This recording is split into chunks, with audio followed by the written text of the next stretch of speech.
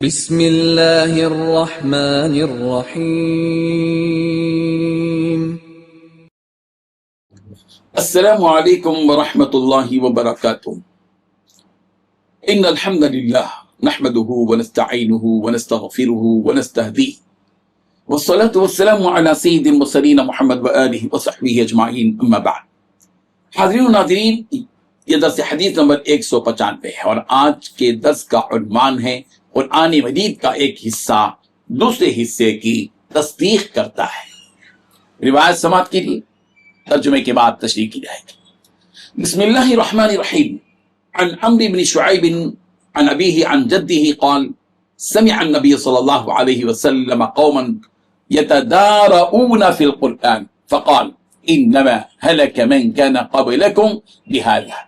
ضربوا كتاب الله بعده ببعض وانما نزل كتاب الله يصدق بعضه بعضا فلا تكذبوا بعضه ببعض فما علمتم منه فقولوا وما جهلتم فكلوه الى عالمه رواه احمد وابن ماجہ۔ حضرت عمرو بن شعیب اپنے والد سے اور وہ اپنے دادا سے روایت کرتے ہیں، انہوں نے کہا نبی کریم صلی اللہ علیہ وسلم نے کچھ لوگوں کو قرآن کے بارے میں جھگڑا کرتے ہوئے پایا تو ارشاد فرمایا تم سے پہلے لوگ بھی اسی وجہ سے ہلاک ہوئے، انہوں نے اللہ کی کتاب کے بعض حصوں سے رد کیا۔ حالانکہ اللہ کی کتاب تو اس لیے نازل نہیں تھی، اللہ تبارک و تعالیٰ کی کتاب تو اس لیے نازل ہوئی کہ وہ ایک دوسرے کی تصدیق کرتا ہے، بس تم قرآن کے بعض حصے سے بعض کی تکذیب نہ کرو، اس سے جو تم جان لو تو اسے بیان کرو، جو بات سمجھ میں آ جائے، تم کو سمجھ میں آ گئی، تم جان لیے، اس کو لوگوں کے سامنے بیان کرو تاکہ لوگ عمل کریں، اور جس چیز کا پتہ تمہیں چل نہ سکے اس کے جاننے والے اس کے سپرد اس کو کر دو کہ بھئی تم جانتے ہو، تم عالم ہو، تم فاضل ہو، تم ادیب ہو، تم محدث ہو، تم شیخ الحدیث ہو، فلاں ہو، تم شیخ التفسیر ہو، پڑھو، سمجھو، آپ لوگ سمجھو اور سمجھ کر ہم کو سمجھاؤ، تمہارا معاملہ ہے، ہم تو عام آدمی ہیں، ہم کو تو اتنا زیادہ گہرا علم نہیں ہے، ہم کو یہ بات سمجھ میں آ گئی، ہم اس پر عمل کر رہے ہیں، جو واضح باتیں ہیں ہم اس کو سمجھیں، اور جو ایسی پیچیدہ باتیں جو سمجھ میں نہیں آ رہی ہوں تو اس کو علماء کے سپرد کر جو اس کے جاننے والے۔ اس حدیث میں 7 باتیں بتائی گئی ہیں۔ پہلی بات،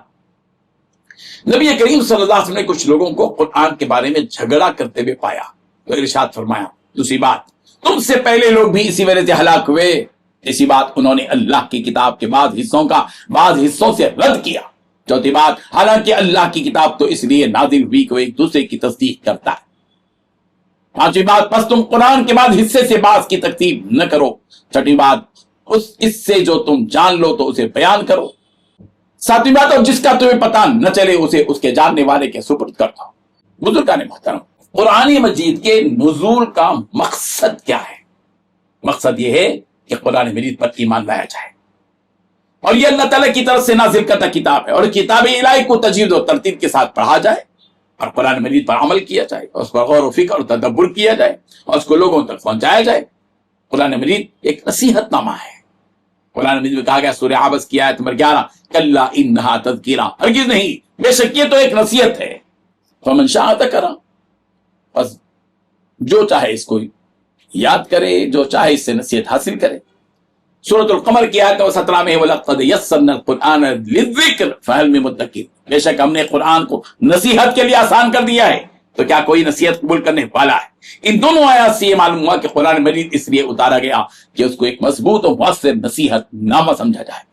اور اس سے نصیحت حاصل کرنے کا عزم کیا جائے۔ قرآن مجید کے تقدس کا تقاضا یہ نہیں ہے کہ اس کی آیتوں پر خواہ بحث و مباحثہ کیا جائے اور قرآن مجید کی کسی ایک آیت کو دوسری آیت کے خلاف سمجھ کر آپس میں اختلاف کو پروان چڑھایا جائے۔ یہ قرآن وہ مقدس آفاقی کتاب ہے جس کے بارے میں یقین ہو کہ یہ میرے رب کی کتاب ہے، یہ زمین و آسمان کے خالق و مالک کی مقدس کتاب ہے، یہ کتاب میری ہدایت اور میری نجات کے لیے اتاری گئی ہے، اور میں اس کتاب کی ہر صورت، ہر آیت اور ہر لفظ پر یقین رکھتا ہوں کہ وہ سب حق ہے اور حق پر مبنی ہے۔ جب سقیم کی کیفیت میں ڈوب کر اللہ کی کتاب کو پڑھیں گے، سمجھیں گے، اور تو ان کے حق میں ہدایت مقدر ہوگی۔ جو لوگ اس قرآن کو نصیحت نامہ اور ہدایت کا علمبردار قرار دیتے ہوئے اس قرآن سے استفادہ کریں گے، ان کی منزل نجات، کامیابی اور ہدایت ہوگی۔ اور اگر اس کتاب کے ایک حصے کو لے کر اس کے کسی دوسرے حصے کی تردید اور مخالفت کرنے کا ارادہ کریں گے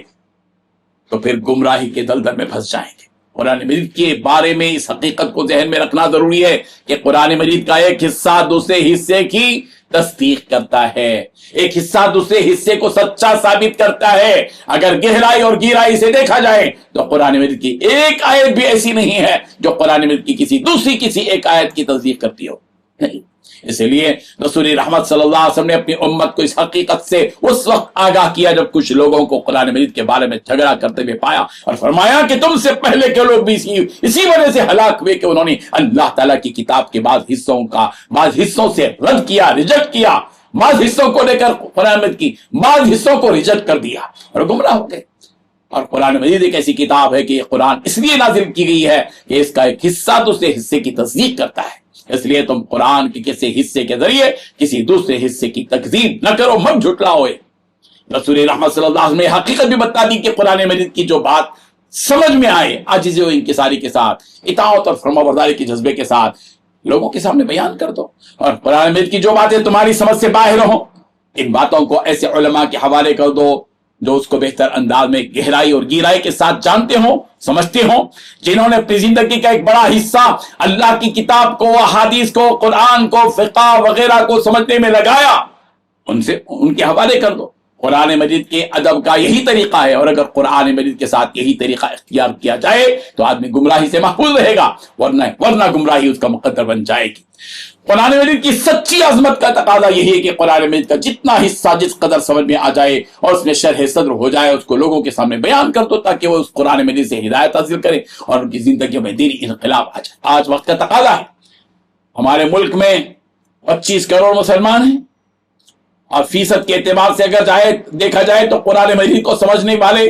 2 یا 3% ہیں جو قرآن مجید کو سمجھنے والے ہیں، باقی